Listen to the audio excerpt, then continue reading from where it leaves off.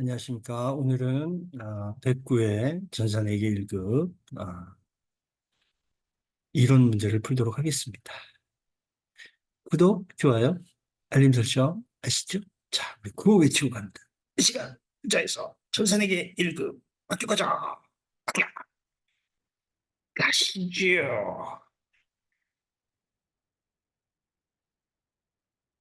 자, 우리가 얘기한 이제 이론 시험에 보시면 1번은 우리 회계 분야 중에 재무회계에 대한 설명이 적절한 것은 있습니다. 자, 1번은 관리자에게 경영활동이 필요한 정보 제공을 한다. 이것은 무엇입니까? 우리가 얘기하는 관리회계에 대한 논리입니다.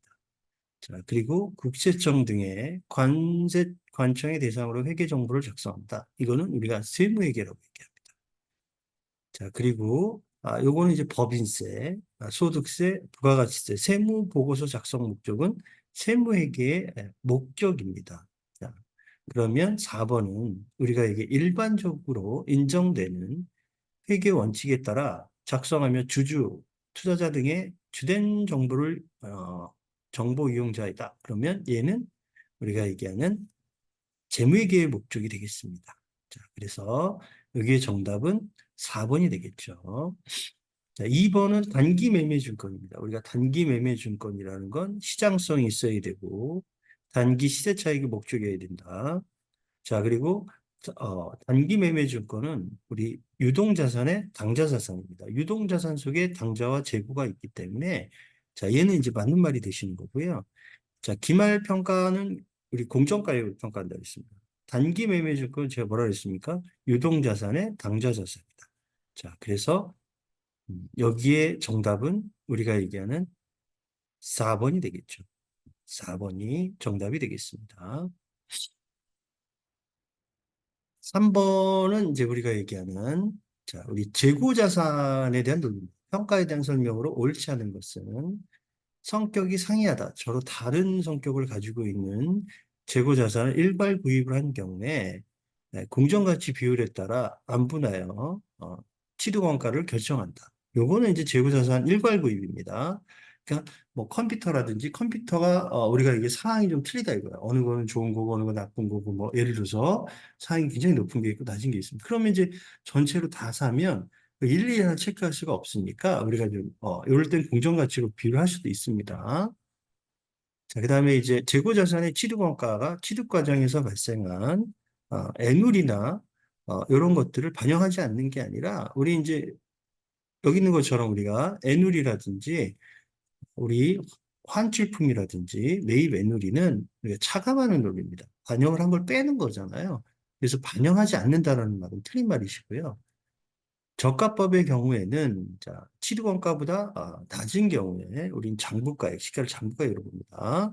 그리고 저가법에서는 발생한 차액을 전부 뭘로 처리합니까? 매출원가로 처리합니다. 매출원가에 가산할 거야 또는 차감할 거야 이렇게 되니까 가격이 내려가면 우리가 매출원가에 가산하시는 거고요. 자, 가격이 올라가면 그걸 차감하는 형식으로 되돌려 놓지 않습니까? 그래서 여기에서는 우리가 정답이 2번이 되겠습니다. 자, 4번은 유형자산의 자본적 지출이 있고 수익적 지출이 있어요. 자, 이 자본적 지출이라는 건 우리가 뭘 얘기하는 거죠? 자산 처리하신 겁니다. 수익적 지출은 우리 비용 처리하신 거고요. 이거에 대한 단계 자산과 자본에 미치는 영향으로 올바른 것은 그랬습니다. 자, 그러면 이만큼 자본적 지출은 이제 자산을 처리하는 거라고 말씀드렸지 않습니까? 자, 수익적 지출은 비용입니다. 이걸 잘못 처리하게 되면 자산은 그만큼 과소계산되어 있으신 거고요. 비용은 그만큼 과대계산되어 있는 거죠. 그러면 그만큼 자본은 어떻게 되어 있는 거죠? 과소계산되어 있는 거죠. 자, 그래서 여기에 정답은 2번이 되겠죠. 2번. 자, 5번은 우리가 얘기하는 채무는 우리의 채무 재무라고 되어 있네요. 죄송합니다. 자기 주식 200주, 주당 가격은 액면가액 5,000원입니다. 주당 7,000원에 매입 소각하셨습니다. 우리 소각에 대한 논리는 우리 감자라고 표현을 합니다. 자, 이게 뭐 소각 이익, 소각 손실 이런 거는 없어요.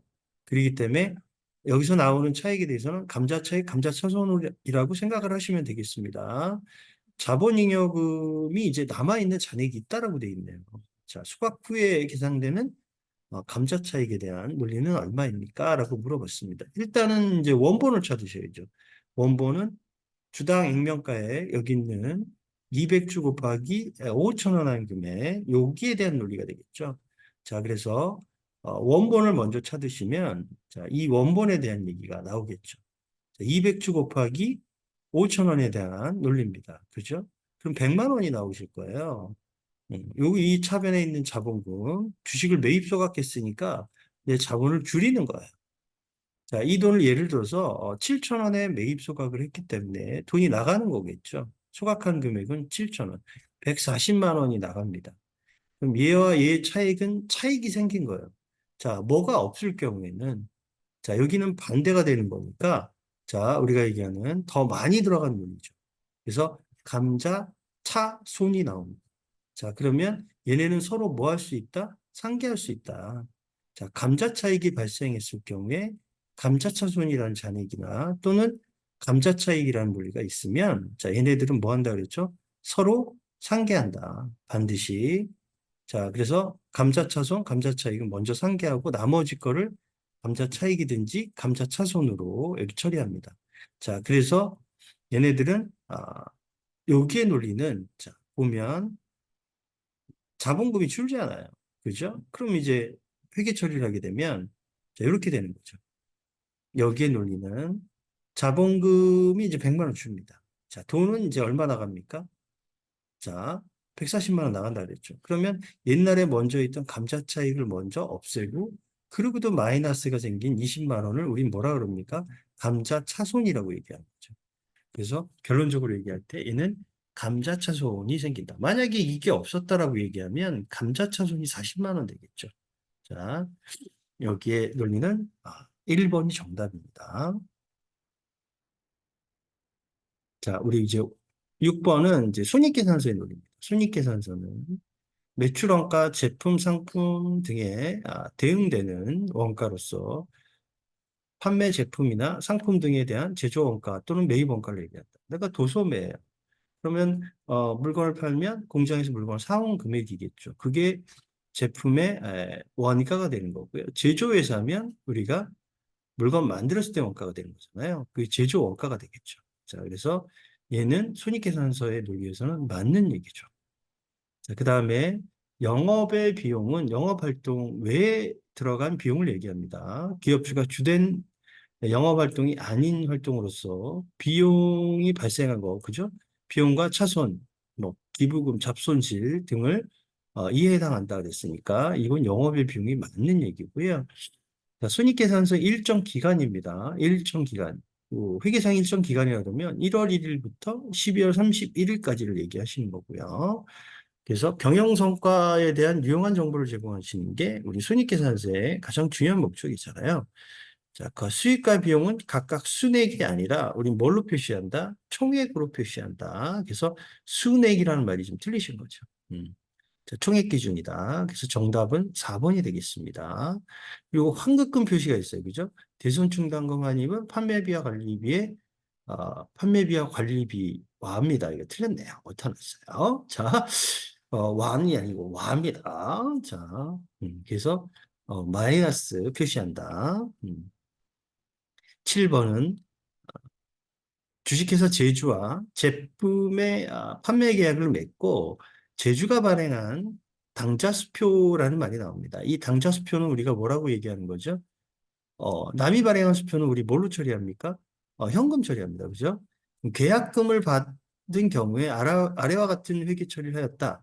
다음 중에 주식회사 서울의 재무제표에 나타난 영향으로 옳은 것은 그랬습니다. 자, 지금 당좌예금에 대한 게 50만 원이고 제품 매출이에요. 수익으로 처리했다는 얘기죠. 우리 수익이 아니라 계약금을 받으면 우리 뭘로 처리합니까? 선수금이잖아요. 그러니까 부채를 처리 안 한 거죠. 자, 그럼 예를 들어서 얘를 분개해 보면 차변에 현금이 되시는 거고요. 대변에는 선수금 되시는 거죠. 이렇게. 자, 현금하고 당좌예금은 같은 자산입니다. 당좌 자산. 자, 그리고 여기 보시면 얘는 뭐 과소계상되거나 이런 논리가 아니지 않습니까? 자, 이제 매출을 과대계상한 만큼 당기순이익도 과대계상되는 거죠. 자, 그래서 유동부채, 그죠? 얘가 선수금은 계약금 받은 게, 그래서 유동부채가 적게 계상돼 있다는 얘기죠.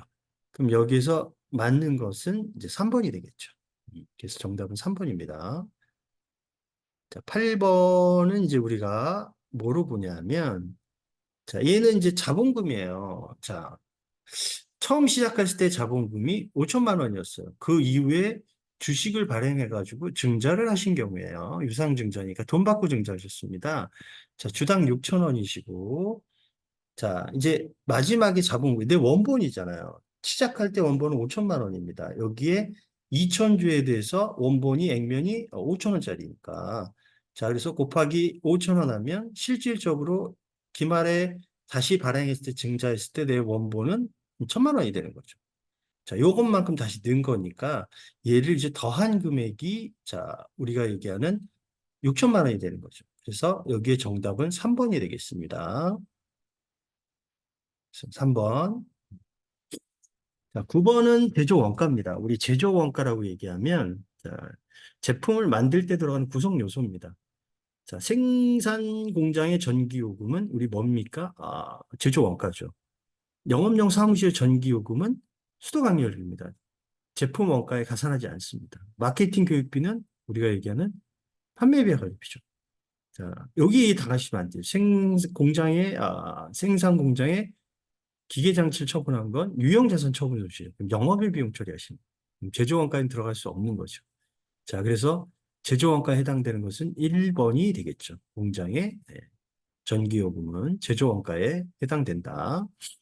자, 10번은 자, 보조부문 간의 용역수선계를 이제 고려해서 보조부문비, 제조부문비에 배분할 때 자, 보조부문의 상호 간의 서비스 등을 완전히 인식하는 방법은 우리가 얘기한 이제 보조 부분을 이제 우리가 얘기한 제조 부분에 배부할 때 배분 방법이 세 가지가 있다. 직접 배분법, 단계 배분법, 상호 배분법 이렇게. 자, 그래서 직접 배분법은 용역수수 관계를 완전히 무시하는 거고요. 단계 배분법은 배부 순서를 정하고 자, 일부만 인식하시는 게 우리가 단계 배분법이고 상호 배분법은 용역수수 관계를 완전히 인식하는 방법이죠. 그래서 여기 정답은 3번이 되겠습니다. 자, 여기에 단기 직접 재료 원가는 자, 재료비를 구하시는 거예요.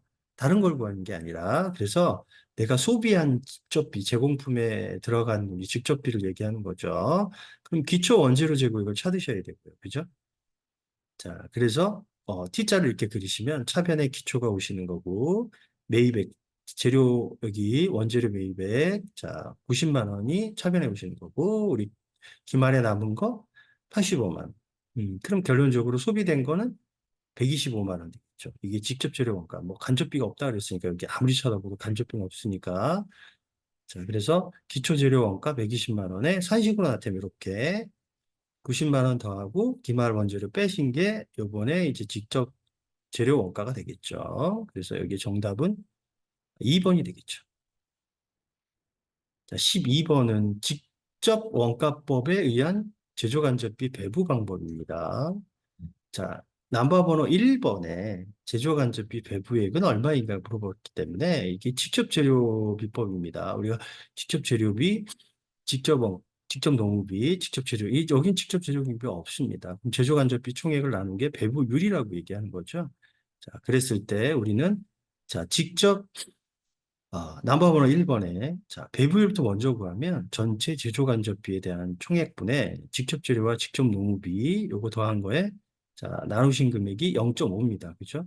그래서 여기에 넘버번호 1번이잖아요. 1번에 제조간접비를 구하는 거니까 1번에 들어간 직접원가법이니까 재료비, 농업비, 간접비리 이렇게 구해야 됩니다. 그래서 이 두 개 더한 거에 곱하기 0.5 하면 27만 5천 원이 나오시는 거죠. 3번이 정답이십니다. 13번은 과세기간에 대한 설명 중 옳지 않은 것 그랬습니다. 간이과세자는 우리가 얘기하는 대로 자, 과세기간 1년이죠? 1월부터 12월 30일 폐업을 하시게 되면 폐업 일까지로 보시는 거고요. 자, 일반 과세자가 간이과세자로 변경을 했을 때는 간이과세자가 우리가 얘기하는 기간은 7월 1일부터 12월 31일이 되시는 거고요. 반대 논리는 간이과세자가 일반 과세자로 변경이 되면 자, 변경된 해의 과세 기간은 1월 1일부터 6월 30일까지입니다. 얘는 6개월 단위로 가기 때문에 이렇게 예정 부과 기간이 있어서 이 나누는 기준을 이제 이렇게 6개월 단위로 가신다라고 보시면 되겠습니다. 그래서 여기 정답은 우리가 얘기하는 4번이 되겠죠. 자, 14번은 필요적 기재사항이에요. 우리 필요적 기재사항은 작성연월일, 그죠? 공급하는 사업자 등록번호, 성명명칭. 이제 우리가, 자, 공급자입니다. 공급자. 내가, 나의 사업자 등록번호, 성명명칭이고, 공급하시는 분, 공급받는 자의 등록번호, 공급가액, 부가가치세액. 자, 공급연월이 아니라 뭡니까? 작성연월. 자, 이게 필요적 기재사항입니다. 그래서 여기 정답은 1번이 되겠습니다. 자, 5번에 이제 공급 시기입니다. 15번은. 자, 용역의 공급 시기, 제한의 공급 시기가 적절하지 않는 것 그랬기 때문에 위탁 판매하시는 경우에는 수탁자가 공급한 때. 자, 여기 상품에 대한 거는 이제 판매한 때입니다. 여기라고 되어 있는데 우리는 실질적으로 물건을 재화가 넘어간 거예요. 인도됐을 때 부가가치세는 공급 시기로 봅니다. 장단기는 이제 구분하는 거니까 대가를 받을 때마다 공급으로 보시는 거고요. 내국 물품에 반출한 경우 수출 제한은 선적일 기적이라 했습니다. 여기에 정답은 2번이 되겠죠. 오늘도 3시간 넉넉 자꾸 3시간입니다. 알겠죠? 이 정도 투자하시면 충분히 합격할 수 있습니다. 저는 다음 시간에 만나 뵙도록 하겠습니다. 감사합니다.